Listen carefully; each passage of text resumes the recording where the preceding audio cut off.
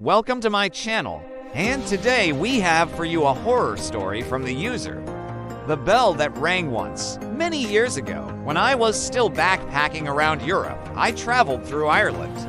It was late summer, and I was staying at a small B&B in the town of Whispertall. I wanted to explore the area, and there wasn't much to do. The nearest city was about 20 minutes away by car, but I had no transportation, so I decided to walk. I asked the owner if there was anything interesting to see along the way, and she mentioned a chapel built into the side of a hill about 2 hours walk away. She didn't think it was still standing, but I might get lucky. If it was, I should be able to hear its bell, which hadn't been rung in more than 100 years. I set off down the road. It was one of those days where the sun beats down on your back and the humidity sticks your shirt to your skin. After about half an hour, I started to regret my decision. But just as I thought about turning back, I saw the chapel up ahead. It wasn't much to look at, just a stone building with ivy growing over it. And all that remained of the bell tower was the base and the bell. The bell itself was huge, probably over 6 feet tall, and so rusted it was almost black. It looked like it hadn't moved in a very long time. I walked around the chapel, admiring how quiet everything was. There were some people fishing in a nearby river, but otherwise there wasn't a sound. The only other thing here was a crumbling headstone made of marble. I don't remember what the inscription said, but it was clear it was from before the 1800s. I sat on the grass in front of the bell for a while, enjoying the rare peace and quiet.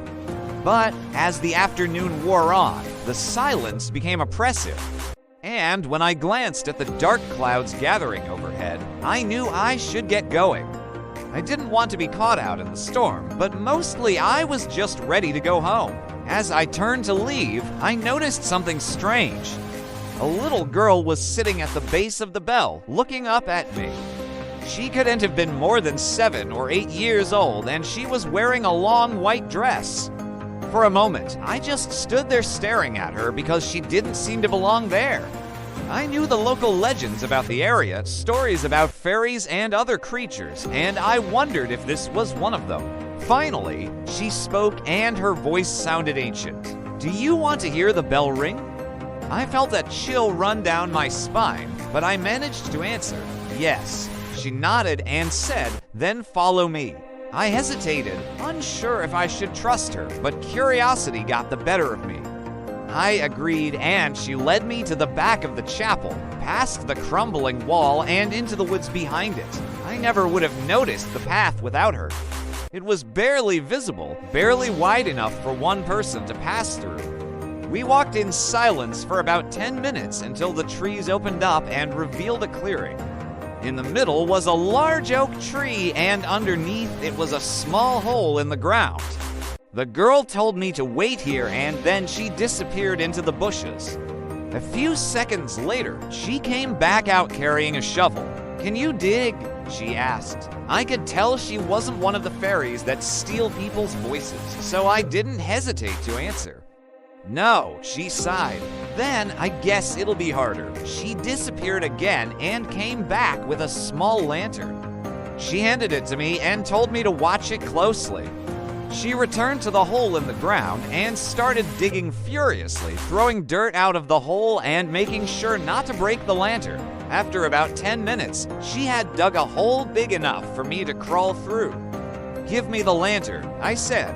I crawled through the hole and landed on soft soil. The air was heavy and smelled like damp earth and decay.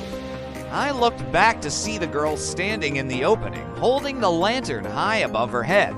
As she leaned closer, I could see the expression on her face. Her eyes were wide and her mouth was open in a silent scream. Then she threw her head back and let out a blood-curdling scream. Before I could react, the ground started shaking and the walls of the hole started closing in. I tried to scramble back out, but it was too late. The soil covered me completely and I found myself buried alive. I started to panic and beat against the dirt with my fists, trying to claw my way out, but it was no use. I could feel the soil pressing against my chest, squeezing the breath out of me. Then I remembered the lantern. I reached back and grabbed it, then started smashing the glass. I didn't care if I blinded myself. I needed to get out of there. Somehow I managed to break the glass without dropping the lantern. I held it high above my head and focused on the opening. I could see daylight and hear the girl screaming for me to come back, but I pushed her screams aside and kept digging. I clawed my way up, ripping out handfuls of dirt and pushing it away from me. Finally, I broke through the surface and collapsed onto the grass. I could feel my heart pounding in my chest and the dirt falling off of me. I looked back to see the hole had already started to collapse. I stared at my hands, covered in dirt and cuts, and realized I was still holding the lantern. I looked back at the hole, expecting to see the girl climb out, but instead there was nothing.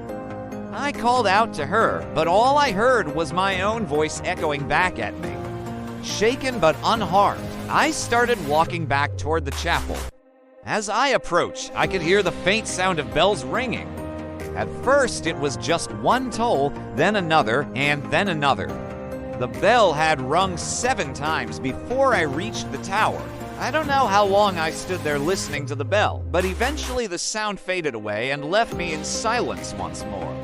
I didn't stick around to find out what the noise was. I ran back to the bee and bee as fast as I could.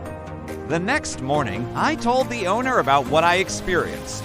She listened patiently, then told me I must have imagined the whole thing. She said it was impossible for the bell to have rung. It hadn't moved in over 100 years. I didn't believe her, but I knew I couldn't prove it. I haven't been back to Wispertal since. The last time I checked, the bell was still there, but no one knows how long it will stay. Maybe someday it will ring again, and that is the end of this episode. We hope you enjoyed this scary story, and if you did, make sure to leave us a like and subscribe for more content. Also, check out our other social media channels for more amazing stories. Thanks for watching, and we'll see you next time.